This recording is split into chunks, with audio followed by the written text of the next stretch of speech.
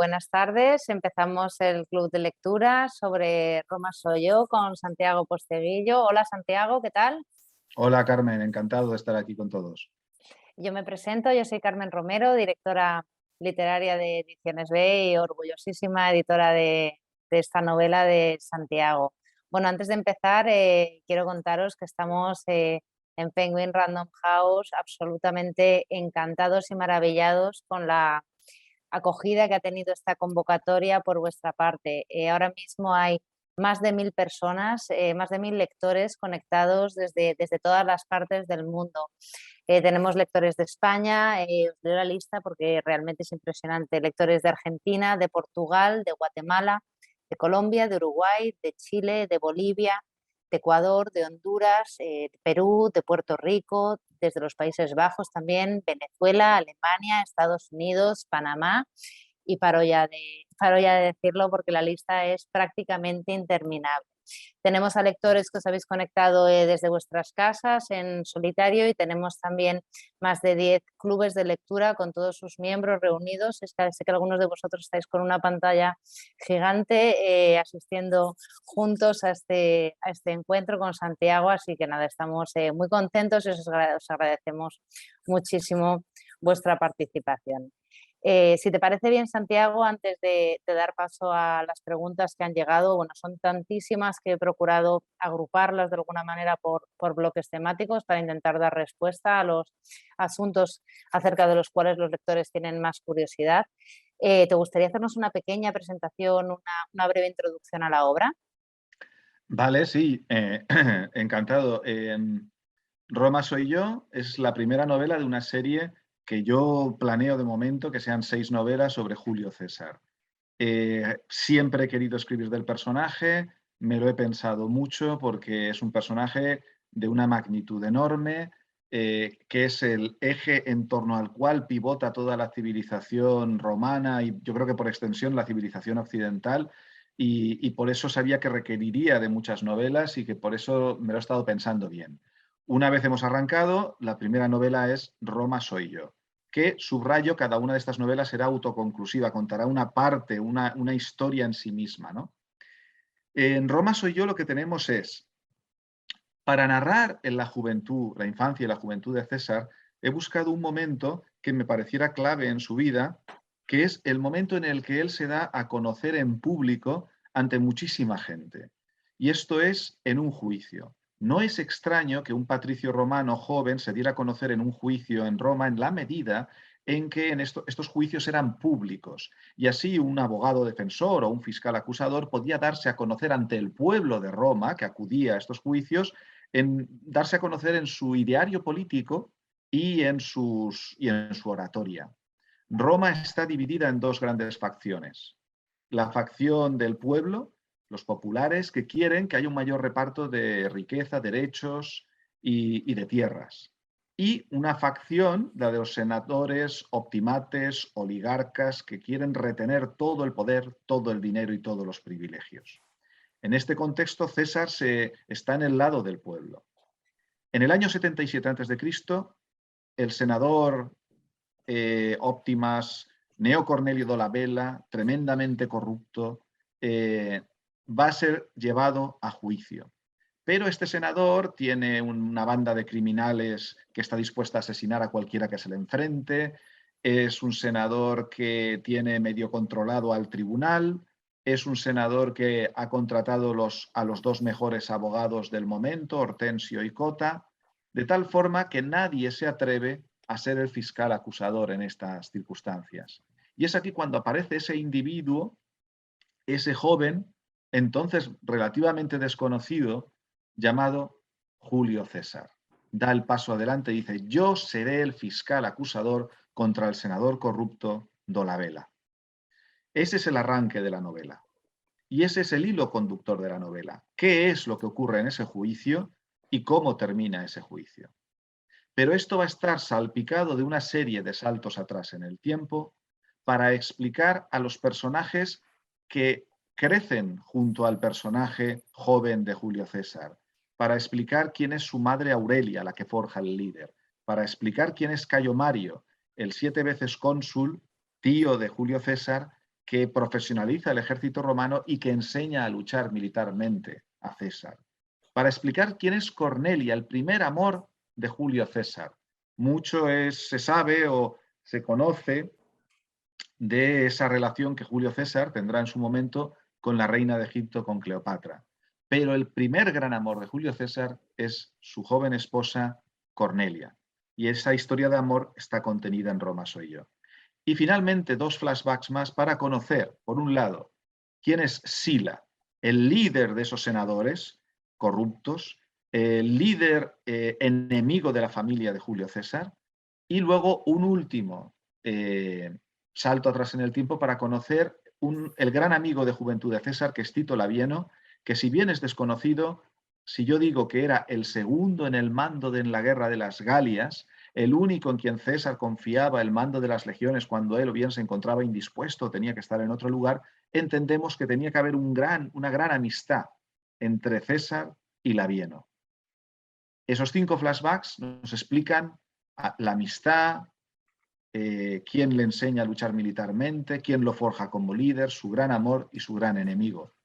Y el hilo conductor de toda la novela, ese juicio, año 77 a.C. Nadie se atreve a ser el fiscal, Julio César da el paso al frente. Eso es Roma soy yo. Bueno, Santiago, muchas gracias. Yo, como os decía, he tratado de agrupar las preguntas para intentar dar respuesta al máximo número de cuestiones posibles. Y me llamaba mucho la atención, Santiago, aunque evidentemente tiene todo el sentido, que el tema número 1 entre las más de 1.500 preguntas que hemos recibido es cómo te documentas para escribir las novelas. ¿Cómo lo haces, Santiago, para saber tanto y contárnoslo de una manera tan apasionante? Bueno, pues yo siempre digo que utilizo como tres niveles de fuentes o 4 diferentes. Las fuentes primarias ha de ser aquellos autores que estuvieron en la época o muy cerca de la época del personaje en cuestión, en este caso de Julio César, y que nos cuentan cosas, ¿no? Puede ser personajes que incluso, o autores que incluso aparecen como personajes en la novela porque estuvieron allí. Es el caso de un Cicerón. Es el caso del propio Julio César, que dejó escrito muchos textos y nos da información también sobre su vida, ¿no? O es el caso de por ejemplo, un Plutarco o un Dion Casio, que aunque viven tiempo después, forman parte de esa civilización grecorromana, ¿no? Eso serían las fuentes primarias, ¿no? Y luego fuentes secundarias, es decir, nuevos estudios que se han ido añadiendo a lo largo del tiempo y sobre todo pues, en el siglo XIX, XX y XXI, ¿no? Con nueva información, porque siempre van apareciendo nuevos textos, restos arqueológicos, etcétera. Hay reinterpretaciones sobre sucesos del pasado y todos estos textos también los tengo en cuenta, ¿no? Gran parte de todo esto es lo que está ahí detrás, ¿no? en mi biblioteca personal, donde prácticamente todo lo que está, creo que a la derecha vuestra, en vuestra imagen, es Roma. Y luego al otro lado pues tengo cosas que doy en la universidad, de literatura inglesa, norteamericana, postcolonial, novela histórica, etcétera, ¿no? Pero vamos, media biblioteca es la antigua Roma. A todo esto le añado lo que yo denomino fuentes experimentales, es decir, acudir a yacimientos arqueológicos, emplazamientos donde tuvieron lugar acontecimientos relevantes de la novela. Por ejemplo, recuerdo que llevamos a toda la prensa a Tesalónica para presentar Roma soy yo, porque a Tesalónica se desplazará Julio César para reunir información contra Dolabela, porque Dolabela está siendo llevado a juicio por los macedonios, de quienes ha sido gobernador durante un par de años y a los que ha robado, extorsionado y maltratado de 1000 formas, y hasta allí viaja Julio César y sintiendo admiración también por Alejandro Magno, aprovechando que está en la provincia de Macedonia, visita Pela, la ciudad donde nace Alejandro Magno. Pues por ejemplo, ese viaje es un viaje que yo he hecho y que luego he reproducido también con la prensa y con los medios de comunicación cuando hicimos la presentación de Roma soy yo. Además de estos viajes, además de los yacimientos, están los museos, todo esto como fuentes experimentales, y los festivales de recreación histórica. recuerdo que también hubo una presentación a libreros que hicimos precisamente en Tarragona, porque ahí también hay un festival, se llama Tarraco Viva, por ejemplo, que es un festival donde se recrean muchísimas cosas de Roma, pero lo hace también ahora el Museo Arqueológico de Alicante, que tiene unas jornadas donde delante del museo están recreando todo tipo de cuestiones de la vida diaria de la antigua Roma, desde gladiadores a peinados, etcétera, etcétera. Y esto lo ves en muchos lugares de España y del mundo donde hay recreacionismo histórico. Y esto me gusta también porque los museos, los yacimientos arqueológicos, lógicamente, por preservar la historia, no te permiten, lo que yo digo, tocar la historia. Pero en los festivales de recreación histórica tú te puedes poner un casco, puedes ver cuánto tardan en cargar una catapulta, puedes coger un escudo y ver lo que pesa. En fin, es una forma también de entrar en situación. Y finalmente, expertos. La otra documentación es acudir a quien más sabe.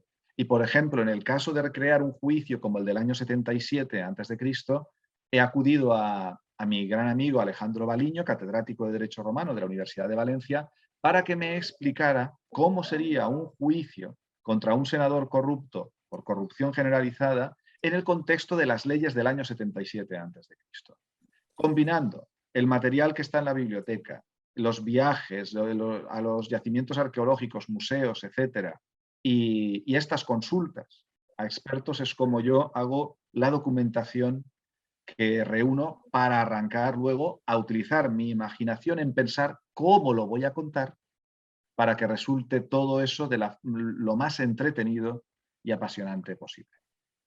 Bueno, está claro que lo consigues, Santiago. Y en este trabajo que he hecho esta mañana, un poco de intentar clasificar las preguntas que habíamos recibido, si el asunto más frecuente era la documentación, la segunda pregunta más repetida era sin duda esta. ¿Por qué has elegido escribir sobre Julio César ahora?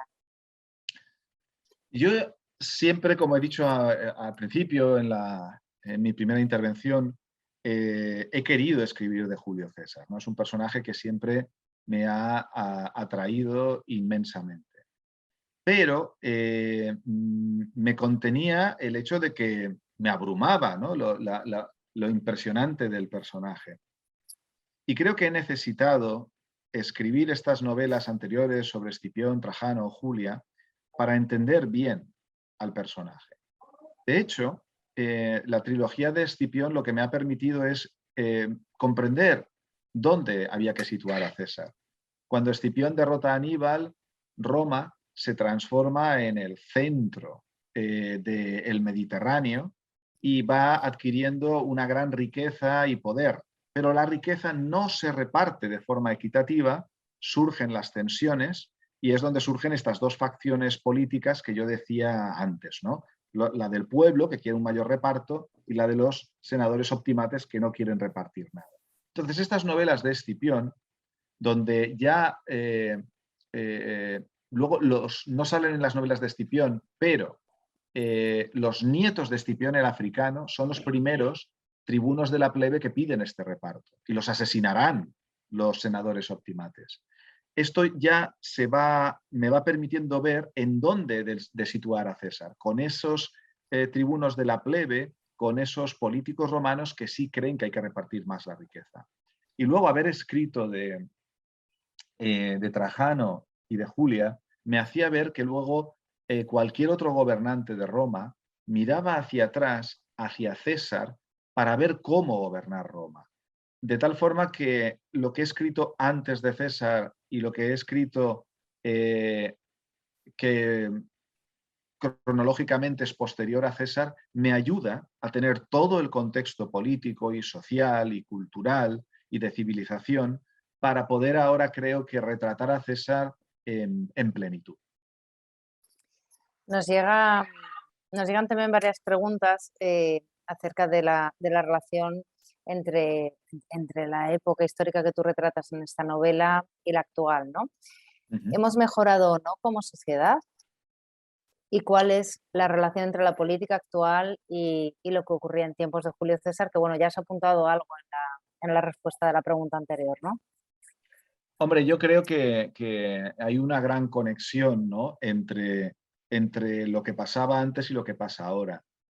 al menos en el mundo, en España y yo creo que en gran medida en América Latina, todo lo que es nuestro derecho es una evolución del derecho romano. Y si uno observa el juicio que yo cuento del año 77, verá muchas coincidencias con un juicio en la actualidad. Hay un momento donde los abogados, defensores o el fiscal pueden recusar, en la reyectio, pueden recusar a un juez porque lo consideren que está demasiado implicado personalmente con el acusado. Estas son cosas que vemos en los juicios de hoy día. El tema de la independencia de la justicia, que es tan absolutamente primordial en cualquier democracia moderna, se ve en Roma soy yo, porque Sila, el dictador Sila, enemigo del pueblo, lo que ha hecho es, entre otras cosas, impedir que a un senador, cuando se le juzgue, pueda ser juzgado por jueces, digamos, independientes, o por jueces que sean de otras clases sociales. Él formula una ley mediante la cual un juez, un senador como Dolabella, solo puede ser juzgado por otros senadores, ¿no? Esto es algo que, por lo menos creo que en mi país, en España, está en debate todavía, el tema de la independencia judicial, etcétera, etcétera, ¿no? De tal forma que hay muchísimos elementos que están apareciendo en la novela que son de enorme actualidad. ¿Hemos evolucionado? Hombre, yo siempre quiero pensar en positivo y que hemos evolucionado en algunas cosas, ¿no? Y digamos que las diferencias políticas en esta antigua Roma muchas veces empezaban discutiéndose en el Senado, pero acababan dirimiéndose finalmente en reyertas callejeras, en auténticos disturbios donde había muertos, ¿no? Y hombre, quiero pensar que en las democracias modernas procuramos que esto no sea lo habitual. En la Roma del siglo I antes de Cristo, esto se transforma totalmente al final en lo habitual. De hecho, hay algún episodio de enorme violencia en el principio de la novela que para no hacer spoilers, digamos, que tiene lugar dentro del edificio del Senado y que alguien o mucha gente puede pensar que me lo haya imaginado yo por su enorme, en fin, virulencia y porque puede parecer un poco como muy novelesco, ¿no? Bueno, pues ese episodio tan brutal de violencia que pueda parecer inventado está en las fuentes clásicas, ¿no? Es decir, que realmente sí que quiero pensar que ahí hemos evolucionado un poco, ¿no? Pero hay que ir con mucho cuidado porque en cuanto nos descuidamos podemos retroceder mucho muy rápidamente. Bueno, Santiago, tú no lo estarás pudiendo ver porque estás contándonos todo esto al mismo tiempo, pero bueno, no paran de llegarnos mensajes de lectores, como te decía antes, desde todas partes del mundo, contándonos cuánto disfrutan con tus novelas, cuánto te agradecen que las escribas y compartiendo también algunos recuerdos de firmas de libros, de ferias en las que han tenido ocasión de encontrarse contigo y llevarse un ejemplar dedicado. Hay otra pregunta que nos ha llegado que a mí me parece muy interesante y enlaza de algún modo con lo que nos contabas antes. ¿Cuál es la mayor lección que nos da Julio César? Bueno, una de las grandes lecciones que nos da Julio César es que un individuo puede cambiar las cosas. Sí, a veces pensamos que quién somos, ¿no? Que no podemos, que el mundo no puede ser cambiado, ¿no? Bueno, pues Julio César es de esos personajes históricos que sí consigue cambiar el mundo. Es cierto que al final ese mundo con el que él quiere terminar con esa oligarquía todopoderosa de senadores que quieren todo para ellos, ¿no? Se lo lleva por delante. Pero ya será tarde, él ya habrá cambiado, él ya habrá puesto la maquinaria para que esa oligarquía senatorial pierda el poder. Otra cosa es en qué evolucione luego ese mundo una vez que él no está presente, ¿no? Y que pueda no ser pues, una solución, porque termina en el imperio y entendemos que eso no es nuestra solución democrática de hoy día. Pero él sí consigue acabar con esa oligarquía, ¿no?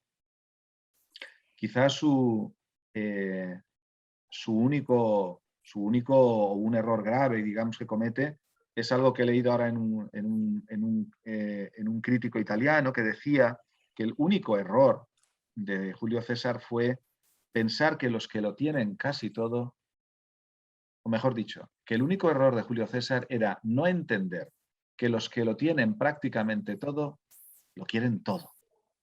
Y eso es algo que le llevará a César en algún momento dado, después de derrotarlos a todos, a perdonarles la vida. Y esos serán los que luego lo rodeen y terminen con él, ¿no? Pero eso ya llegaremos en la sexta novela, ya lo iremos explicando. Se puede aprender de César que un individuo puede cambiar la historia. Esto nos lleva a la siguiente pregunta, que la verdad me parece un ejercicio muy interesante.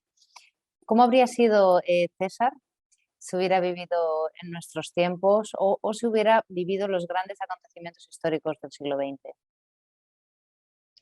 Hombre, es muy probable que en la forma en la que estaba forjado y con su carácter habría sido pues, uno de los líderes, ¿no? Del siglo XX. Habría sido una persona que no se habría conformado con aceptar tiranías ni aceptar imposiciones y que habría estado siempre más del lado de la justicia. Y probablemente también alguien lo suficientemente audaz para utilizar todos los recursos que considerara necesarios para defender esas ideas. Nos preguntan también, ¿por qué es tan desconocido Cayo Mario siendo un personaje histórico tan importante? ¿Ha sido de alguna manera eclipsado por su sobrino?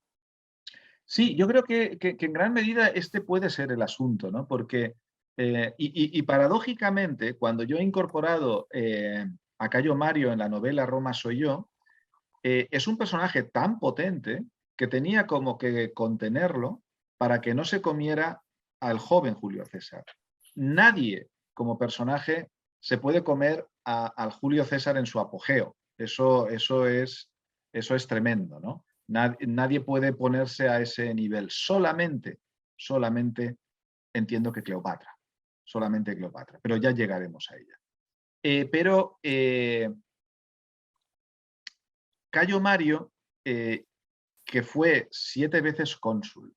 Nadie en la República Romana fue tantas veces elegido cónsul.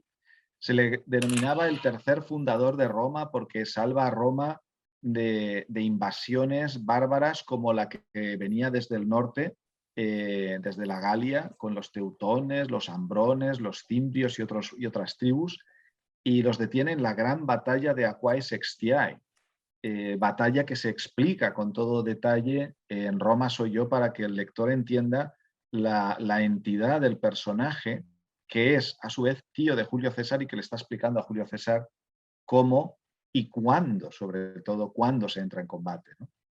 Entonces sí que es muy posible que pese a que este personaje es tan imponente, eh, el hecho de que luego de él viene el inmenso Julio César, quizá, o sin quizá, seguramente ha ensombrecido, ¿no? Su figura, ¿no? Su figura histórica. Pero vamos, en cuanto hablas con cualquier persona que sea un poco conocedora o experto, un académico del mundo romano, enseguida te dice que tanto Mario como su oponente Sila fueron fundamentales a la hora de forjar esa estructura de la última República Romana en la que crece Julio César. Otra pregunta que abre posibilidades interesantes. ¿Qué más habría hecho Julio César si no lo hubieran asesinado?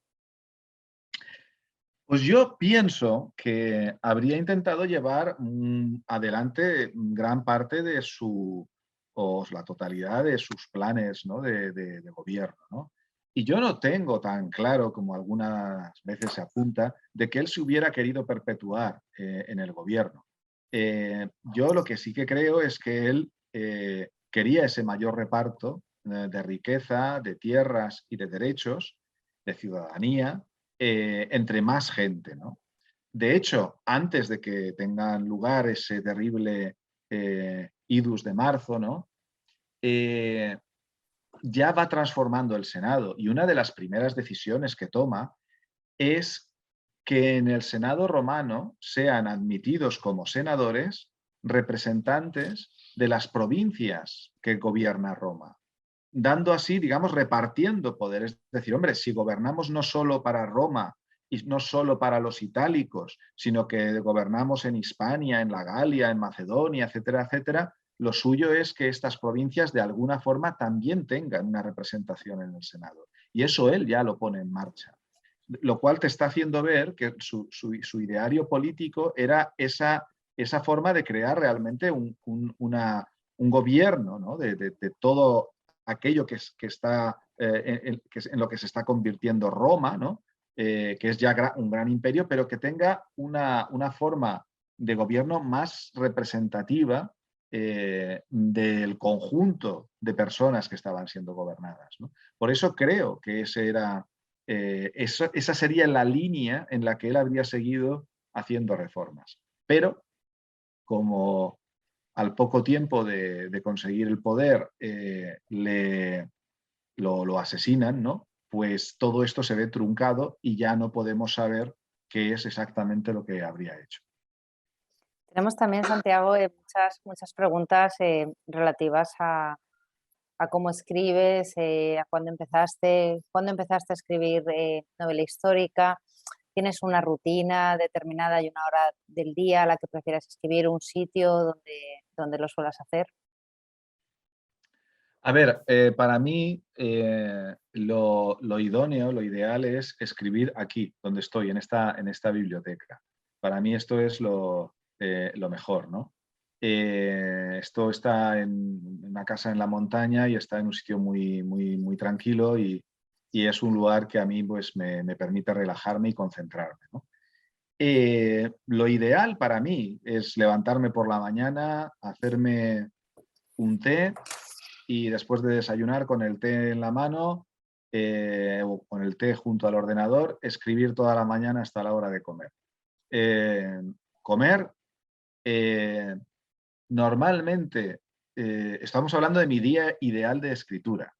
Echarme un rato, una siesta, porque es verdad que a mí pues, dormir me recarga mucho y escribir es como muy intenso, lo disfruto, pero también como que me consume, ¿no? Y me consume mucha energía.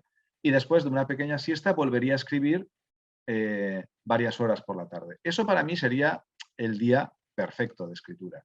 Lamentablemente de esos días a lo largo del año no creo que tenga más de no creo que tenga más de 50 o 60.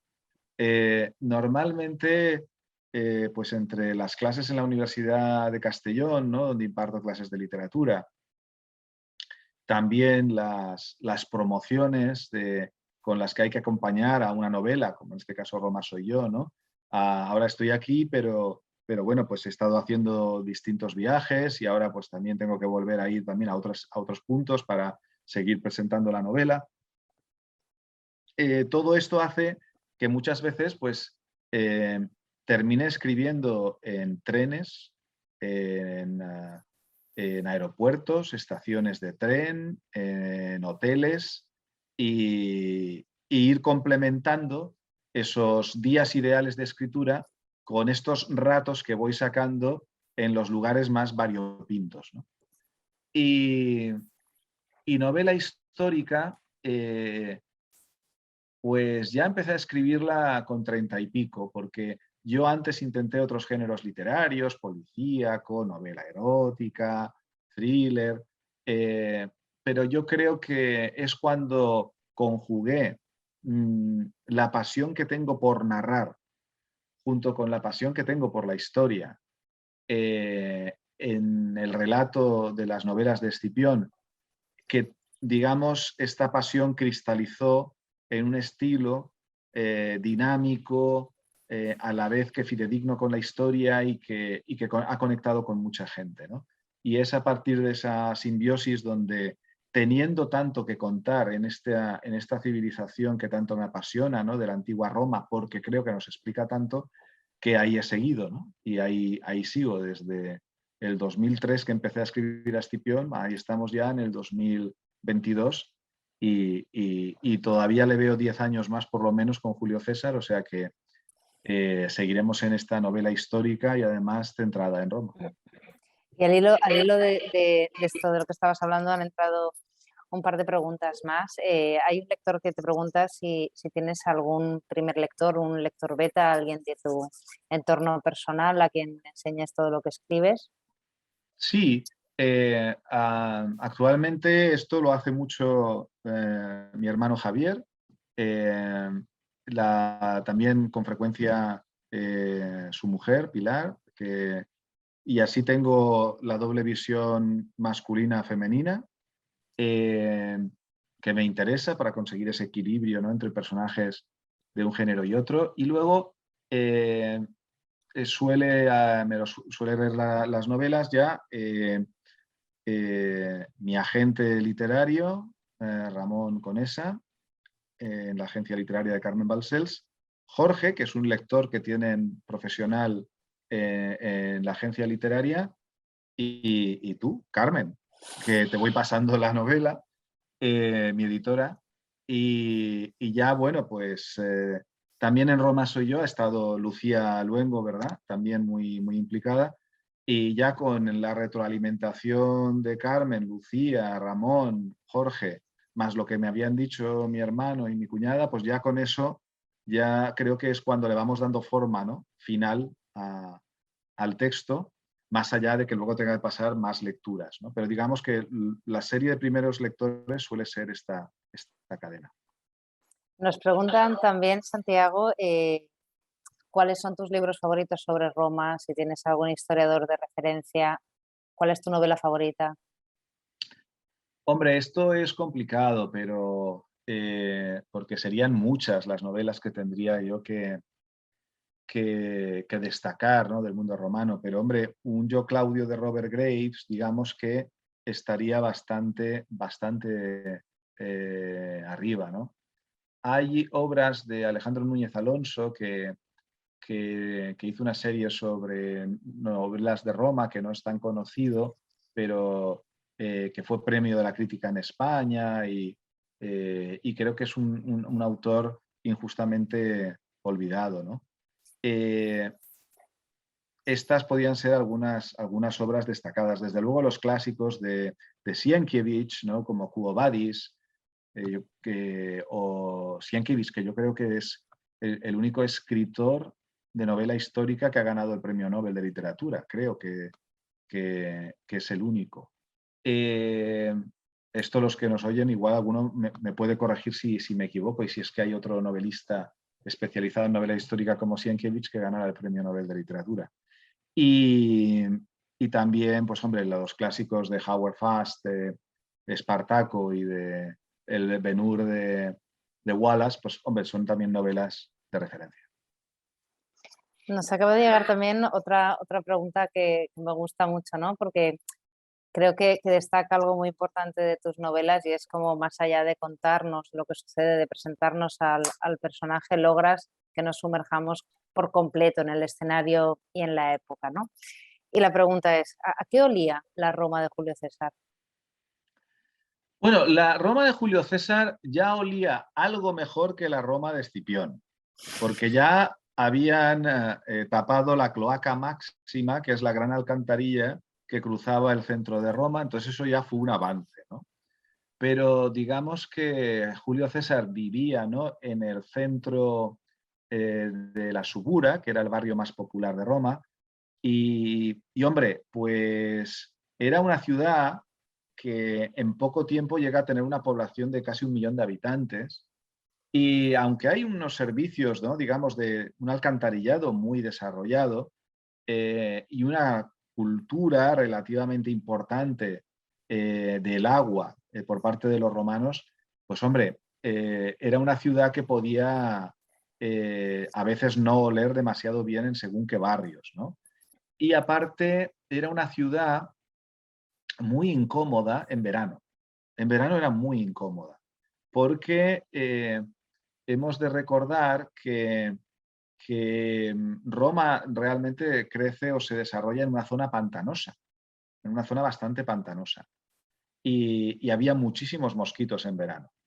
de tal forma que era muy habitual que las élites se iban pues, a Cumas, a Pompeya, a Neápolis, a toda esta zona del sur, a huir de esas zonas pantanosas, ¿no? Del entorno de Roma. De hecho, los que hayáis ido a Roma, si recordáis y si habéis ido en avión, el trayecto que hay desde Fiumicino, el aeropuerto de Roma, hasta el centro de Roma, pasa por algunas de estas zonas pantanosas, pasa por algún río y también por zonas como pantanosas, porque eso era como era toda Roma antes, ¿no? Y esa es una buena forma de hacerte la idea de qué era lo que rodeaba, ¿no? La Roma de Julio César. Saliendo por un momento de Julio César, tenemos una pregunta de un lector que se identifica como gran trajanista. Y dice, ¿era Domiciano tan cruel y Trajano tan eficaz? Uno tan vil y otro tan marcial. Pues mira, es verdad que hay algún revisionismo histórico de algún autor anglosajón sobre la figura de Domiciano, ¿no? Que intentan decir pues, que hizo algunas cosas bien y tal. Bueno, pero eso es como decir que un señor del siglo XX que era muy amante de los perros y de los niños y que hizo una gran red de carreteras en Alemania era muy buena persona, cuando luego estamos hablando de Hitler, ¿no? Entonces, Domiciano pudo haber tomado algunas buenas decisiones políticas, pero era una persona profundamente egoísta, no cuidaba las fronteras del imperio, salvo cuando se le levantaba algún gobernador en armas, pero si había invasiones, él no defendía las fronteras del imperio.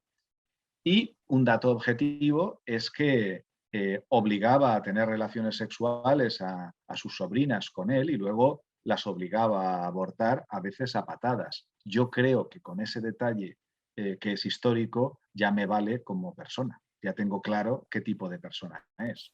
Entonces, ese era Domiciano. Y de Trajano sabemos realmente, con datos, que luchó contra la corrupción política, que se preocupaba de que llegara agua, que hemos visto que es tan importante, a todas las partes de Roma. Uno de los barrios más populares, precisamente el de la Subura, todavía no había conseguido en época de Trajano suficiente abastecimiento de agua y le construirá un acueducto solo para ese barrio, digamos, popular. Es alguien que cuando había una guerra iba a la guerra, cuando había una batalla iba a primera línea de combate, y es alguien que siempre predicaba con el ejemplo, ¿no? Entonces, hombre, son datos objetivos. Y de hecho, el Senado romano, después de Trajano, decía a quien era elegido emperador la siguiente frase: ojalá tengas tanta suerte o tanta fortuna como Augusto, porque Augusto tuvo mucha suerte, pero esa es otra historia, y ojalá seas tan bueno como Trajano. Bueno, pues si el Senado decía eso siempre, es que Trajano realmente sería alguien muy buen gobernante. Tenemos una pregunta, nos hace mucha ilusión recibir preguntas de lectores jóvenes, de una lectora de 14 años que nos cuenta que ha leído Yo Julia, que ha disfrutado muchísimo y pregunta si crees que Roma soy yo es una lectura recomendable para alguien de su edad. Hombre, yo creo que sí, yo creo que Roma soy yo la puede leer cualquier adolescente, ¿no? Eh, puede haber alguna escena un poco más subida de tono o violenta, pero francamente, viendo lo que los adolescentes pueden ver a diario en televisión, yo creo que no van a descubrir en Roma soy yo nada que los incomode en particular, y sin embargo sí que pueden encontrar tanto mucho entretenimiento, porque la vida de César es una auténtica aventura, es una auténtica novela de aventuras, y además pueden también aprender mucha historia de una forma muy entretenida. Entonces yo creo que Roma soy yo sí que puede ser una lectura muy apropiada para un adolescente. Y además cada vez vemos más, ¿verdad? En tus firmas, en tus encuentros con lectores, más y más lectores jóvenes que se animan a entrar en tus libros. Nos pregunta otro lector también, si alguna vez dejas de escribir sobre la antigua Roma, Santiago, ¿hay algunos personajes de otros periodos históricos o incluso recientes que te fascinen y sobre los cuales te gustaría desarrollar una novela?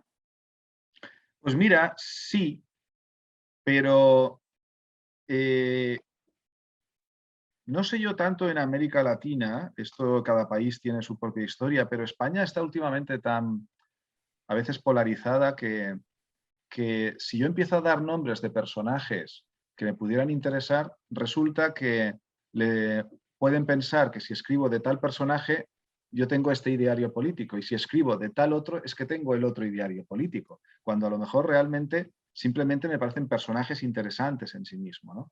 Así que yo de momento me voy a quedar hasta el 476 antes de Cristo, que es una época relativamente, de la que todavía se puede escribir con relativa mesura o sin levantar aspavientos, ¿no? Entonces, de momento me voy a quedar en esa época. Muy bien.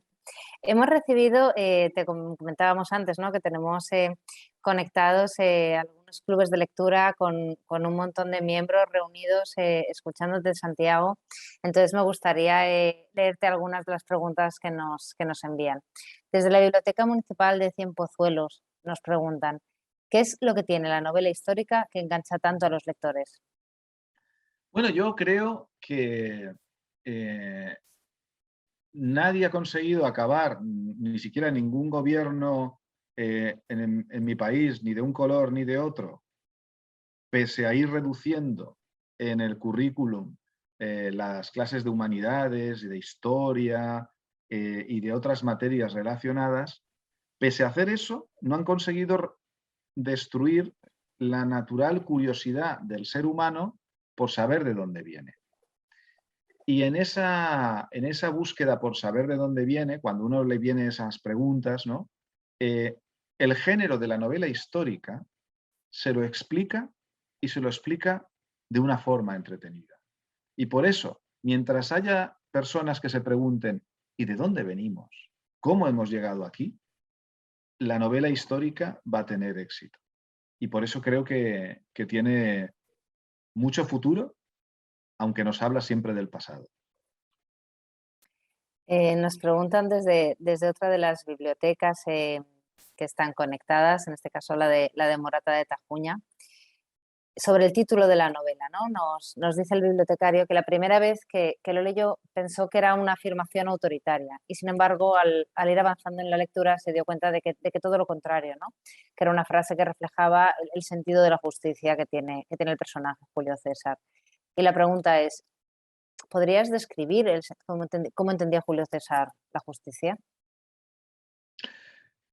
Julia César yo creo que entendía una justicia que fuera para todos igual. Y por eso está en ese Tribunal de Justicia, aunque sabe que es muy difícil persuadir a 52 senadores para que condenen a un compañero de Senado, aunque sabe que puede haber todo tipo de manipulaciones durante el juicio, él cree en una justicia igual para todos. Y de hecho, Roma Soy Yo está mostrando este primer Julio César que cree que esta justicia tiene que ser posible y que cree que la igualdad y que la libertad se tiene que defender en los tribunales de justicia. En las siguientes novelas veremos que él va a ir evolucionando y va a ir viendo que lo de los tribunales de justicia en una Roma muy corrompida no termina de funcionar. Por eso pasará a una segunda fase, que voy a explicar en la segunda novela, que es vamos a intentar cambiar el sistema desde dentro, desde el Senado romano. Me haré senador de Roma e intentaré cambiar las cosas en el Senado de Roma. Esa es la segunda fase. Tiene que ir pasando por más fases, pero digamos que él siempre su objetivo es conseguir que más gente tenga mejores condiciones de vida, más derechos, más ciudadanía romana y un reparto más equitativo de todo lo que Roma está consiguiendo, ¿no? Esa es su línea de acción. Y nos llegan también preguntas desde el club de lectura ¿Qué libro leo? De Instagram. Y una de ellas es, los matrimonios en aquella época eran alianzas y también formas de protección. ¿Usted cree que Julio César y Cornelia formaban un matrimonio con ideales en común? Sí, si bien es cierto que, claro, que aparte nace como un matrimonio político, ¿no?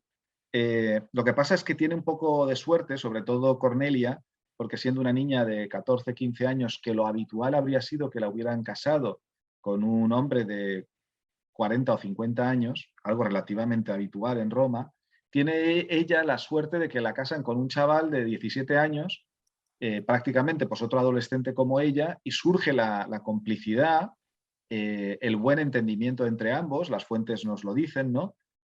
Hasta el punto de que en la novela se verá que Julio César hace, hace grandes sacrificios por preservar su relación con Cornelia, lo cual es un dato objetivo de que la debía de querer mucho, ¿no? Eh, pero es verdad que siendo los dos, él sobrino de Cayo Mario y ella hija de Quinna, uno de los otros grandes líderes de la facción del pueblo, es verdad que crecen juntos compartiendo esos mismos ideales, ¿no? En ese sentido, es un matrimonio de origen político que comparte un ideario político, pero que se enamoran entre ellos. Y una última pregunta de las bibliotecas y clubes de lectura, en esta ocasión de la Biblioteca de Navas del Rey, y te preguntan, ¿cuánto hay de historia y cuánto de novela en tu libro, Santiago? Y yo digo siempre que igual al 50%, pero entendiendo este 50% de la siguiente forma, ¿no? La mayor parte de los datos históricos que aparecen son históricos. Me puedo tomar alguna licencia que luego puedo explicar en la nota histórica, pero sustantivamente lo que cuento históricamente es lo que pasó. Por ejemplo, en este juicio sabemos quién era el acusado, Dolabella, de qué se lo acusaba, de corrupción generalizada, por qué, por su tiempo de gobierno en la provincia de Macedonia, quiénes eran sus abogados defensores, cómo era el tribunal y quién es el que finalmente es el fiscal acusador. E incluso tenemos la sentencia. Pero el texto ha desaparecido. Entonces, la estructura de ese juicio es totalmente histórica. Y cómo las distintas fases del juicio es histórico en el sentido de que está reproducido de la mano del catedrático de Derecho Romano para ver cómo era ese juicio. Pero los diálogos no están. Los interrogatorios a los testigos no están. Los debates en ese juicio no están registrados. No había una grabadora que registrara esas conversaciones. Eso es lo que yo, con mi imaginación, he de incorporar e insertándolo, pero sin alterar los hechos históricos. Y esa es la forma en la que está escrita una novela como Roma soy yo. Y muy al hilo de esto que nos estás explicando, otra pregunta, ¿no? En tu proceso de documentación sobre Julio César, ¿cuál es el gran vacío, el gran enigma en su vida? Aquello de lo cual no existe ninguna documentación. ¿Cuál es el gran enigma? Una pregunta Eh, complicada y sí, buena. es una buena pregunta, ¿no? Eh, un enigma, por ejemplo, puede ser exactamente qué es lo que le hará cruzar el Rubicón. ¿Qué es lo que le hará decidir finalmente que, habiéndolo intentado en los tribunales de justicia y habiéndolo intentado en el Senado, al no conseguir que la oligarquía todopoderosa reparta derechos, ¿no? ¿Qué es exactamente lo que le da el empujón final para cruzar el Rubicón en una decisión que no tiene vuelta atrás, ¿no? Y eso es algo que espero de alguna forma, ¿no? A medida que voy avanzando y escribiendo y leyendo más y más del personaje, que de alguna forma me venga algún tipo de respuesta que, que encaje en esa toma de decisión. Nos preguntan también muchas cosas de cómo era Julio César, no no como fiscal, no como hombre de Estado, no como militar, sino como ser humano, ¿no? Ujú. Cosas como si era atractivo, tenía algún talento artístico, ¿qué tipo de A ver, persona era? sí, hombre, parece ser que de joven era una persona, digamos, físicamente agradable, ya preocupado por una incipiente alopecia, porque él luego irá perdiendo cabello y eso parece que lo incomodaba, ¿no? Parece que era una persona delgada y que se mantiene delgado y con buena presencia a lo largo de su vida, pero con ese tema de pérdida de cabello. Y artísticamente era una persona preocupada por todas las artes, interesada por todas las artes, mejor dicho, y particularmente un buen escritor. Es un notable escritor en el sentido de que los textos que nos dejó, como su comentario de la Guerra de las Galias o su comentario sobre la Guerra Civil, son textos que están muy bien escritos, muy pulcramente escritos, ¿no? Y luego sabemos que había escrito otros textos, desde poesías hasta algunas obras, ¿no? Digamos, más de pura ficción, ¿no? De tal forma que él siempre tuvo un interés, ¿no? por escribir.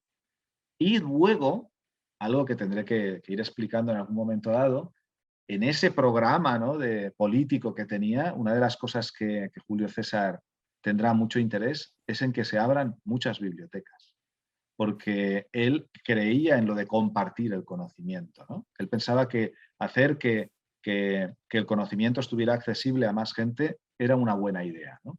Y esa es una parte, por ejemplo, que no se suele conocer de César, que espero explicar en su momento. Ya, bueno, las últimas preguntas antes de terminar, que se nos está empezando a acabar el tiempo. Te preguntan mucho sobre la relación de Julio César con sus padres, sus orígenes familiares y en concreto con su madre, cómo le influyeron. La relación con su madre es fundamental. Eh, con su padre también tiene una buena relación, pero este desaparece pronto, ¿no? Y de forma que la que se queda más tiempo con él y como referente es su madre Aurelia. Y Aurelia era una madre muy decidida, muy inteligente y que yo creo que le introduce en la cabeza a su hijo el concepto de que la palabra rendición no ha de existir en su vocabulario y de que él puede conseguir todo aquello que se proponga, ¿no? Luego se ve en la novela Roma soy yo que Aurelia caerá en esta contradicción de amor de madre, de he forjado a alguien indómito que está dispuesto a enfrentarse con gente tan brutal como Dolabella, pero qué miedo tengo de que ahora precisamente estos enemigos que se busca mi hijo por luchar por la justicia quieran acabar matándomelo, ¿no? Entonces Aurelia luego vive esa contradicción. He creado el héroe indómito, pero claro, quien destaca tanto y más por la justicia de todos, pues tiene muchos enemigos, ¿no? Y para cerrar, una pregunta que me parece maravillosa. Santiago, cuando estás durmiendo, ¿sueñas con la antigua Roma? Pues si no hago un ejercicio que yo ya tengo ya como costumbre hacer, sí. Y a mí me ocurre lo siguiente, que si me acuesto pensando en Roma, pensando en la novela que estoy escribiendo, me van viniendo ideas y pienso que muchas de ellas pueden ser interesantes y entonces me voy levantando para anotarlas, porque si no es una pena perder esas buenas ideas, ¿no? Y entonces no consigo descansar y luego no estoy bien al día siguiente para escribir. De tal forma que yo suelo hacer el ejercicio de, antes de acostarme, antes de dormir, eh, obligarme a pensar en cualquier otra cosa menos en la novela que estoy escribiendo. Es decir, a no pensar en Roma. Y puedo pensar en la familia, en un viaje que tenga que hacer, en cosas que tengo que comprar al día siguiente, lo que sea, pero no pensar en la novela, porque así sí que puedo relajarme y la verdad es que necesito desconectar para luego reconectar con más fuerza, ¿no? Otra cosa es que a nivel de subconsciente mi cabeza siga dándole vueltas y es verdad que alguna vez me ha costado con alguna duda sobre una novela que estoy escribiendo y levantarme teniéndola de alguna forma resuelta, ¿no? Pero eso haya sido a nivel subconsciente. A nivel consciente intento desconectar. A lo que se ve, mi mente no me permite la desconexión completa.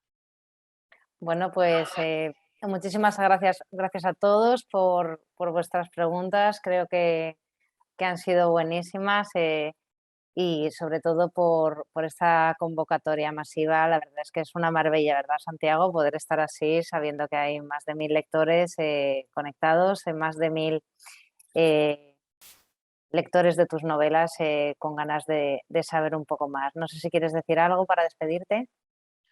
La verdad es que en la línea de lo que tú estás diciendo, que todo esto es tremendamente estimulante para mí como escritor, porque es verdad que yo aquí puedo escribir muy bien, es un sitio muy agradable, pero que a veces uno puede llevarse la equivocada idea de que está muy solo, ¿no?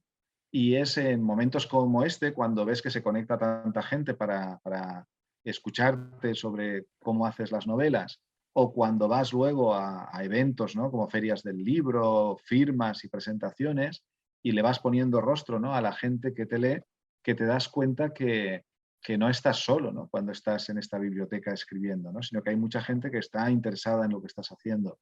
Así que encuentros en línea también como este, donde se conecta tanta gente, para mí es un gran estímulo para seguir escribiendo. Pues nada, gracias a todos. Hasta aquí el encuentro y nada, nos vemos en la próxima. Los que estéis en Madrid, que sepáis que Santiago va a estar firmando el fin de semana ejemplares de Roma soy yo, así que si os animáis a pasaros, tenéis la oportunidad de llevaros vuestro libro dedicado. Muchas gracias a todos. Gracias.